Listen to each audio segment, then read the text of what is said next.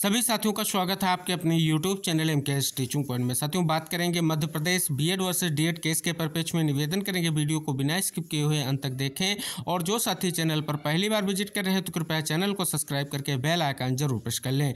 जैसा कि साथियों आप सभी को अवगत करा दें, 24 और 25 जनवरी में आपने देखा बहुत ही महत्वपूर्ण और धमाकेदार बहस आपको कोर्ट में देखने को मिली है। और साथियों बात करें इससे पूर्व में जो सुनवाई हुई, आप सभी को पता है अर्नब घोष की क्लेरिफिकेशन याचिका के कारण 2 बार सुनवाई को आगे बढ़ाया गया है। लेकिन साथियों जो अब सुनवाई स्टार्ट हुई 24 तारीख से, कहीं ना कहीं वो बहुत ही महत्वपूर्ण हुई। साथियों 24 तारीख की सुनवाई में आपने देखा स्पष्ट रूप से मीनाक्षी मैम ने कई सारे जो है तथ्यों को कोर्ट के सामने रखा जो स्पष्ट रूप से डीएड कैंडिडेट के लिए महत्वपूर्ण है, और सारे आर्डर्स को स्पष्ट तौर पर डिफाइन करते हुए पूरी की पूरी बहस अपनी जो है 24 और 25 तारीख में कंप्लीट की। और साथियों 25 तारीख की अगर हम बात कर लें तो स्पष्ट तौर पर सुनवाई से पहले ही कहीं ना कहीं सरकार की तरफ से जो है ट्रांसफर पिटीशन को लेकर के कोर्ट में जो है स्पष्ट तौर पर कहीं ना कहीं जो है प्रेयर की गई कि ट्रांसफ़र पिटीशन कर दी गई है सुप्रीम कोर्ट में, और हम चाहते हैं इस केस को अब सुप्रीम कोर्ट में सुना जाए। क्योंकि साथियों इसमें स्पष्ट कर दें गुड्डू सिंह याचिका की बात की गई है, तो साथियों जो गुड्डू सिंह का केस है इसको भी स्पष्ट कर दें। साथियों 69,000 शिक्षक भर्ती उत्तर प्रदेश से संबंधित है। और साथियों इस जो याचिका में स्पष्ट रूप से प्रेयर ये की गई है कि जो शिक्षा मित्रों की याचिका है, गुड्डू सिंह यानी शिक्षा मित्र के माध्यम से उन्होंने ये प्रेयर की है कि उनको 40 और 45% के कट पर स्पष्ट रूप से 69,000 शिक्षक भर्ती में चयन किया जाए। आधार बनाया है बीएड वर्सेस बीटीसी के आदेश को कि बीएड कैंडिडेट को बाहर किया जाए। साथियों कारण ये है क्योंकि स्पष्ट तौर पर जब शिक्षा मित्रों का समायोजन सुप्रीम कोर्ट के माध्यम से रद्द किया गया था तब 2 शिक्षक भर्तियां की गई थी, जिसमें 69,000 शिक्षक भर्ती में बीएड डिग्री धारकों को मौका दिया गया था। और दूसरी तरफ साथियों सुप्रीम कोर्ट ने शिक्षा मित्रों के लिए निर्देश दिया था कि इनका जो चयन होगा स्पष्ट तौर पर 40 और 45% के गुणांक पर होगा। लेकिन साथियों सुप्रीम कोर्ट में वो मैटर गया था और तब जो है बीएड अभ्यर्थियों के सम्मिलित होने से कटाव जो है 60 और 65% रही थी, जिसके कारण स्पष्ट तौर पर जो है 40 और 45% के शिक्षा मित्रों का चयन सुनिश्चित नहीं हो सका था। तो साथियों इस परिप्रेक्ष्य से याचिका की गई है और इसी याचिका को कहीं ना कहीं आधार बनाने का पूर्ण प्रयास किया गया और ट्रांसफर पिटीशन को लेकर के कहीं ना कहीं रिक्वेस्ट कोर्ट से की गई। हालांकि कोर्ट ने उसे तुरंत एक्सेप्ट नहीं किया और सुनवाई को कंटिन्यू किया। और आप देख सकते हैं स्पष्ट तौर पर डीएड की तरफ से महत्वपूर्ण आपने देखे आर्गूमेंट किए गए, मीनाक्षी मैम ने भी आर्गूमेंट पूर्ण किए और स्पष्ट तौर पर कहीं ना कहीं स्थितियां आप सभी देख रहे हैं कि बहुत ही महत्वपूर्ण हो चली हैं।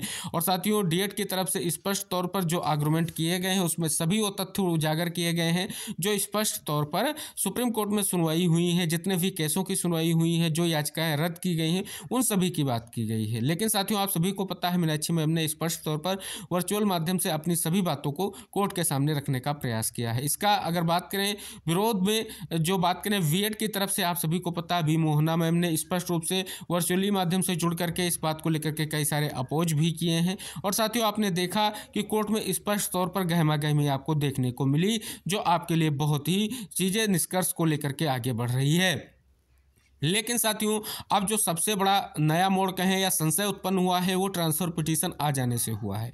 क्योंकि साथियों अब नेक्स्ट डेट की जो सुनवाई को लेकर के आप सभी को अवगत करा दें, 30 तारीख की जो सुनवाई है स्पष्ट हो रही है कि कोर्ट ने निर्देशित किया है कि 30 तारीख को हम सुनवाई करेंगे।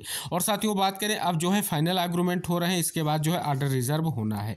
लेकिन साथियों ट्रांसफर पिटीशन आने का अहम रीज़न क्या है? क्या स्पष्ट रूप से सरकार जो है इस मामले को सुप्रीम कोर्ट से हल कराना चाहती है? अगर सुप्रीम कोर्ट मैटर जाता है तो बीएड को फायदा होगा या डीएड को फायदा होगा, ये सारी चीजें अभी इस वीडियो में हम आपको अवगत कराने वाले हैं। तो धैर्य बनाए रखें, वीडियो में अंत तक जरूर बने रहें। तो साथियों अब बात कर लें स्पष्ट तौर पर केस के स्टेटस में क्या कुछ स्पष्ट हो रहा है। तो साथियों स्पष्ट कर दें, यहाँ पर आप देख सकते हैं केस का स्टेटस आप सभी के सामने है। आप सभी की पिछली सुनवाई 25 जनवरी को हुई और अगली सुनवाई जो टेंटेटिव डेट है वो 30 तारीख है, यानी 30 तारीख को ही सुनवाई होगी। लेकिन साथियों एक चीज़ और आपको इंगित करा दें कि स्पष्ट तौर पर यहाँ लास्ट ऑर्डर में मेंशन किया गया है कि 30 जनवरी को सुनवाई होगी। तो स्पष्ट हो जाता है कि 30 जनवरी को आपकी सुनवाई होगी। तो साथियों स्पष्ट कर दें, और एक महत्वपूर्ण जो है स्टेटस में क्या चीज़ें इन्फो में क्या दिया गया है, यहाँ पर लिखा गया है for order non compliance for honourable court order 14/9/2023, यानी इस पर बात करें तो स्पष्ट रूप से जो है रिस्पोंडेंट नंबर 2 और 6 जो है नॉन कंपाइलेंस ऑर्डर की बात की जा रही है। अब साथियों यहाँ पर रिस्पोंडेंट नंबर 2 पर कौन है? एनसीटीई है, और रिस्पोंडेंट नंबर 6 पर वो है जो स्पष्ट रूप से जो है प्रोफेशनल एग्जामिनेशन बोर्ड चयन करता है उसको जो है यहाँ पर स्पष्ट किया गया है। तो साथियों आर्डर में बिल्कुल स्पष्ट रूप से जो है केस के स्टेटस में स्पष्ट हो रहा है कि जो है 30 तारीख की सुनवाई को लेकर के केस को सूचीबद्ध किया गया है, यानी स्पष्ट रूप से फाइनल आर्गूमेंट जो आपके 30 तारीख को होंगे। और साथियों पूर्ण संभावना है 30 तारीख को जो है आपका आर्डर रिजर्व होगा, नहीं होगा तो एक और सुनवाई होगी और आर्डर रिजर्व हो जाएगा हाई कोर्ट में, उसके बाद जो है आदेश की प्रतीक्षा करनी होगी। लेकिन साथियों अब संशय ये बना हुआ है कि ट्रांसफर पिटीशन अगर कोर्ट एक्सेप्ट करेगा तो क्या अगली सुनवाई पर संशय होगा। तो साथियों अभी स्पष्ट रूप से पिछली सुनवाई में जो प्रे की गई थी उसे तुरंत जो है ऑन रिकॉर्ड ले लिया गया था कोर्ट के माध्यम से, लेकिन स्पष्ट तौर पर उस पर निर्णय नहीं दिया गया था कि हम स्पष्ट तौर पर ये जो है आज की सुनवाई स्थगित करते हैं, क्योंकि उस दिन की सुनवाई स्पेशल रूप से तय की जा चुकी थी कि 3:30 से केस को सुना जाएगा और 1 घंटे की बहस आप सभी ने देखने को मिली है। अब साथियों 30 तारीख की सुनवाई पर साथियों अभी स्पष्ट कर दें तो काज लिस्ट स्पष्ट नहीं हो रही कि 30 तारीख की सुनवाई को लेकर के क्या है। साथियों काज लिस्ट अगर आ जाती है स्पष्ट तौर पर जो है काज लिस्ट में केस मेंशन हो जाएगा तो स्पष्ट हो जाएगा 30 तारीख को सुनवाई होनी है। और साथियों दूसरी तरफ बात करें आर्डर अपडेट की, तो साथियों अभी तक 25 तारीख की सुनवाई का आर्डर जो है लिखित आर्डर जो है अपलोड नहीं किया गया है। जैसे ही अपलोड होगा उसको हम आपको क्लेरिफाई कर देंगे।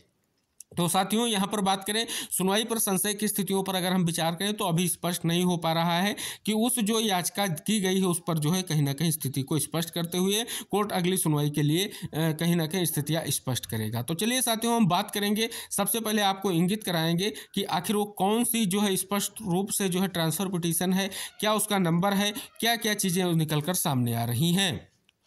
तो साथियों यहाँ पर देख सकते हैं diary number 3934/2024 the state of Madhya Pradesh versus Kesari Nandan Sahu. जैसा कि सभी साथियों को अवगत करा दें, Madhya Pradesh BEd versus DEd matter में डीएड की जो लीडिंग याचिका है केसरी नंदन साहू की, उसको स्पष्ट तौर पर जो है सुप्रीम कोर्ट में चैलेंज कर दिया गया है और स्पष्ट किया गया है कि इस नाम से हम स्पष्ट तौर पर ट्रांसफर पिटीशन जो है ले जाना चाहते हैं, यानी केस को सुप्रीम कोर्ट ले जाना चाहते हैं। यहाँ पर आप सभी के सामने डायरी नंबर वगैरह और सारी चीज़ें स्पष्ट हो रही हैं।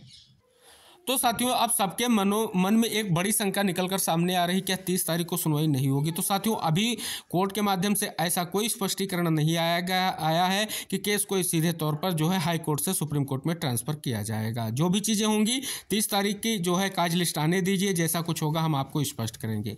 अब साथियों बात करें जो सबसे अहम और महत्वपूर्ण चीज़ है कि सुप्रीम कोर्ट में अगर ये ट्रांसफर किया जा रहा है मैटर तो किसको फायदा होगा, क्या बीएड चयनितों को होगा कि डीएड को होगा। तो साथियों हम आपको अवगत करा दें सुप्रीम कोर्ट में अभी तक की अगर सुनवाई पर हम नजर डालें तो स्पष्ट तौर पर जो भी याचिकाएं की गई हैं वो ऑनगोइंग भर्तियों को लेकर के की गई हैं, उन पर ही निर्णय स्पष्ट रूप से सुप्रीम कोर्ट ने दिया है। उनको या तो डिसमिस कर दिया है या तो स्पष्ट तौर पर उनको जो है विड्रा कर लिया गया है जो बीएड के माध्यम से की गई है। साथियों अभी तक अगर बात करें आपने स्पेशल बेंच की भी सुनवाई अगर नहीं देखी है तो एक बार जरूर देखें, उसमें स्पष्ट तौर पर सुधांशु धूलिया सर ने किया है कि हम चयनित की बात नहीं कर रहे हैं, जब चयनित की याचिका आएगी तो उस पर बात करेंगे। हालांकि साथियों अगर बात करें आप सभी के परिदृश्य से तो आपने देखा है बिहार की तरफ से एक याचिका की गई थी, हालांकि उसको बाद में विड्रॉ कर लिया गया था।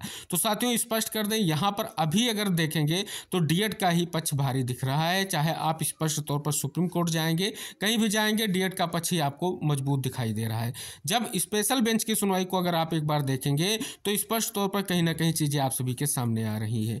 तो आशा यही हम करेंगे 30 तारीख की सुनवाई होगी और हाई कोर्ट में आर्डर रिजर्व जरूर होगा। जो निर्णय होगा हाई कोर्ट का होगा, उस आदेश को कहीं ना कहीं सरकार चैलेंज कर सकती है सुप्रीम कोर्ट में कि इसमें इन त्रुटियों को लेकर के स्थितियां हो सकती हैं। लेकिन साथियों अभी जो सुनवाई चल रही है महत्वपूर्ण सुनवाई है और साथियों अगर आपको अवगत कराएं तो देखें तो स्पष्ट रूप से जो हाईकोर्ट में सुनवाई चल रही है जस्टिस जो आपके स्पष्ट तौर पर किसी भी ऐसे मूड में नहीं कि जल्दबाजी में कोई निर्णय दिया जाए। जस्टिस आपके जो हैं सील नागू जी स्पष्ट तौर पर पूरे मैटर को सुनने का कहीं ना कहीं जो है स्पष्ट करने का प्रयास कर रहे हैं और वो सारे आर्गूमेंट पर कहीं ना कहीं अपनी बात को रखने का जो प्रयास किया जा रहा है एडवोकेट पैनल के माध्यम से उनको सुन करके उसको हल तक पहुँचाने का प्रयास कर रहे हैं। तो यहाँ पर साथियों जो ये प्रयास किया गया है ये थोड़ा आप सभी को अवगत करा दें इसका जो है बीएड बाहर केस पर क्या असर होगा। तो साथियों स्पष्ट हो जाता है अगर इसको हाई कोर्ट एक्सेप्ट कर लेता है ट्रांसफर पिटीशन की बात को तो स्पष्ट तौर पर अगर सुप्रीम कोर्ट में केस जाता है तो वर्तमान में अगर देखेंगे तो स्पष्ट रूप से ना तो अभी कोई आदेश आया है क्योंकि जो आप सभी के लिए 11 अगस्त का जजमेंट है, अगर उस पर आप नज़र डालेंगे तो स्पष्ट तौर पर उस आदेश का अभी किसी भी तरीके से क्लेरिफाई नहीं हुआ है। तो साथियों आप देखेंगे इस याचिका को लेकर के जो स्थितियां बनी हुई हैं, आर्डर आने दीजिए, आर्डर में जो भी चीज़ें हैं मेंशन हो जाएंगी, क्योंकि आर्डर अभी तक 25 तारीख वाला अपलोड नहीं किया गया है। आज पूर्ण संभावना है कि आर्डर आप सभी लोगों का अपलोड हो जाएगा। पहले हम आर्डर पर चीज़ों को देखेंगे और उसके बाद जानेंगे। और साथियों सीधा सा असर यही है कि ये फाइनल सुनवाई चल रही है, पूर्ण प्रयास यही रहेगा कोर्ट का कि एक और हेयरिंग में जो है चीज़ों को सुन करके इसको कहीं ना कहीं स्पष्ट कर दिया जाए। क्योंकि साथियों जो स्पष्ट रूप से ऑन रिकॉर्ड लिया गया है आपके ट्रांसफर पिटीशन को, सरकार की प्रे को, क्या उस पर जो है आगे कार्रवाई की जाएगी, ये चीज़ें कोर्ट के माध्यम से स्पष्ट होंगी। अगर इस परिपेक्ष में कोई सूचना आएगी जरूर हम आपको इंगित कराएंगे। निवेदन करेंगे इस वीडियो को सभी साथियों तक शेयर कीजिएगा, क्योंकि साथियों के मन में वर्तमान में यही संशय चल रहा है कि आखिर जो है ट्रांसफर पिटीशन का क्या इम्पैक्ट होने जा रहा है आपके इस केस पर। क्योंकि साथियों ये केस लगभग 1 वर्ष से लंबित है और अभी तक आप देखेंगे तो इस केस का कोई महत्वपूर्ण डिसीजन आप सभी के सामने नहीं आ सका है। तो साथियों यहाँ पर प्रयास यही रहेगा कि स्पष्ट तौर पर जल्द से जल्द हाईकोर्ट से कोई बड़ा डिसीजन लिया जाएगा। और साथियों आशा करेंगे कि जो भी महत्वपूर्ण डिसीजन होगा वो सभी के लिए महत्वपूर्ण होगा। तो विशेष सूचना के साथ साथियों फिर उपस्थित होंगे आर्डर के साथ में। स्पष्ट तौर पर जैसे ही कोर्ट का आर्डर आता है सारी चीज़ें हम आपको इंगित कराएंगे। और जैसे ही आपकी सुनवाई के परिपेक्ष में कोई भी महत्वपूर्ण सूचना निकल कर आती है, काज लिस्ट आती है, कोई भी महत्वपूर्ण सूचना आती है तो हम जरूर आपको अवगत कराएंगे। तो निवेदन रहेगा सभी साथी इस वीडियो को शेयर कीजिएगा, चैनल को सब्सक्राइब करके बेल आइकन जरूर प्रेस कर लीजिएगा, क्योंकि सभी को महत्वपूर्ण वीडियो की नोटिफिकेशन प्राप्त हो सके। मिलते हैं नेक्स्ट अपडेट के साथ, तब तक के लिए टेक केयर, बाय बाय साथियों।